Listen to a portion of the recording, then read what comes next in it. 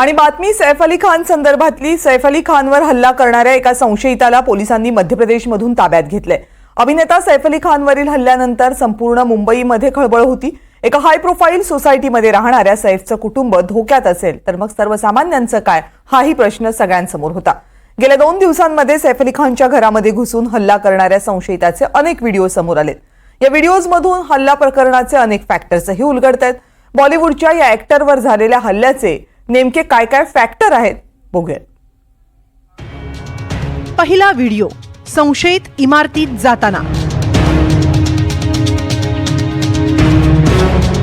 दुसरा व्हिडिओ, संशयित बाहेर पडताना।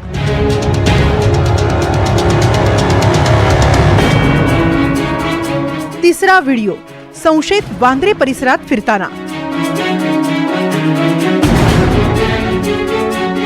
चौथा व्हिडिओ, संशयित दादर परिसरात। एक ॲक्टर आणि त्याचे किती फॅक्टर।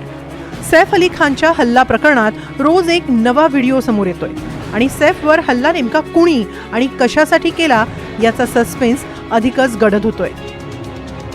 एक संशयित आरोपी मुंबई पोलिसांच्या ताब्यात असतानाच आणखी एका संशयिताला पोलिसांनी ताब्यात घेतलंय। जवळपास 54 तासांच्या शोधानंतर पोलिसांनी आणखी एक संशयित मध्य प्रदेशमधून ताब्यात घेतलाय। आकाश कनोजिया असं या संशयित आरोपीचं नाव आहे। हल्ल्यानंतर आरोपी कपडे बदलून प्रवास करत राहिला। आरोपीच्या शोधासाठी तब्बल 35 पथकं तैनात करण्यात आली होती। पोलिसांनी सीसीटीव्ही फुटेजच्या मदतीनं आरोपीचा पाठलाग केला। यापूर्वी संशयित आरोपीचा सैफच्या इमारतीतला व्हिडिओ पोलिसांना मिळाला होता। सैफवर हल्ला करणारा आरोपी साधारण 1 तासाहून अधिक काळ इमारतीतच होता। रात्री 1:37 तो इमारतीतल्या सीसीटीव्ही फुटेजमध्ये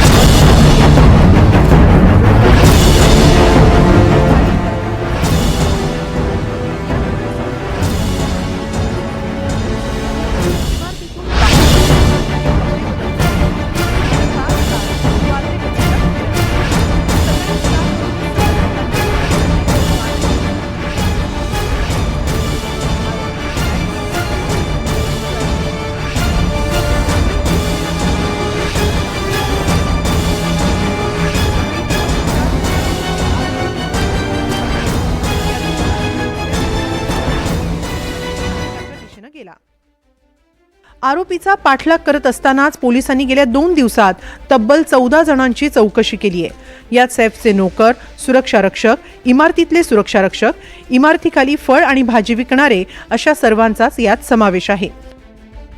पोलिसांनी करीना कपूरचाही जबाब नोंदवला। ज्यावेळी सैफवर हल्ला झाला तेव्हा काय घडलं ते करीनाने पोलिसांना सांगितलं। जेव्हा आरोपी घरात घुसला तेव्हा तो खूप आक्रमक होता, पण त्याने घरातून काही चोरी केली नाही। सैफ सोबत त्याचं भांडण होत असताना आरोपी आक्रमक होता। कुटुंब कसं तरी त्याच्यापासून सुटून 12व्या मजल्यावर गेलं। सैफ मध्ये आल्यानं हल्लेखोर जहांगीरपर्यंत पोहोचू शकला नाही। दागिने जवळ असतानाही हल्लेखोरानं त्याला हातही लावला नाही। आरोपीने सैफवर अनेक वेळा हल्ला केला, त्यामुळे मी घाबरले होते। घटनेमुळे अस्वस्थ वाटू लागल्यामुळे करिश्मा मला तिच्या घरी घेऊन गेली असं करीनानं जबाबात सांगितलं। सैफ आणि हल्लेखोराची झटापट झाली तेव्हा तो जहांगीर म्हणजेच सैफच्या दुसऱ्या मुलाच्या बेडरूममध्ये होता। सैफच्या घरात कुठून प्रवेश करायचा आणि बाहेर यायचं हे हल्लेखोराला माहिती होतं।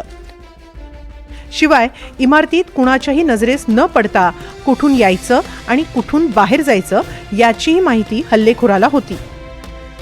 सैफवरील हल्ल्यामागे कुणीतरी जवळची व्यक्ती सहभागी असू शकते असा संशय पोलिसांना आहे। सैफ अली खान वांद्र्यातील सद्गुरू शरण या हाय प्रोफाईल सोसायटीमध्ये कुटुंबासह राहतो। 11व्या आणि 12व्या मजल्यावर सैफ अली खानचं कुटुंब राहतं। 11व्या मजल्यावर 3 रूम आहेत, त्यापैकी एका रूममध्ये सैफ करीना, दुसऱ्या रूममध्ये तैमूर आणि त्याची आया गीता आणि तिसऱ्या रूममध्ये जहांगीर, त्याची नॅनी फिलिप आणि दुसरी आया जुनू राहतात। रात्री 2च्या सुमारास जहांगीरच्या रूममधील बाथरूममधून आवाज आला, तेव्हा नॅनी फिलिप आणि आया जुनूला जाग आली। बाथरूममधून एक व्यक्ती जहांगीरच्या दिशेनं जाऊ लागली। या व्यक्तीनं दोघींनाही शांत राहायला सांगितलं। आया जुनू जहांगीरला उठवायला गेली तेव्हा आरोपीनं तिच्यावर ब्लेडनं हल्ला केला। आया जुनूच्या मनगटावर आणि डाव्या हाताच्या मधल्या बोटाला जखम झाली। तेवढ्यात सैफ आपल्या रूममधून धावत आला आणि त्याने हल्लेखोराला अडवण्याचा प्रयत्न केला। सैफवर जीवघेणा हल्ला केल्यानंतर हल्लेखोर पसार झाला. 12व्या मजल्यावर राहणारा सैफचा मोठा मुलगा त्याला रिक्षानं रुग्णालयात घेऊन गेला. रिक्षाचालक भजन सिंग यांच्या रिक्षात बसून ते लीलावती रुग्णालयात पोहोचले. सर मैं अपना जैसे बाटरफील्ड रोड लिंकिंग रोड से होते हुए गलियों में जा रहा था, ठीक है, जहाँ इनका रूम है सतगुरु करके निवास इनका है, बिल्डिंग है, इनका नाम है.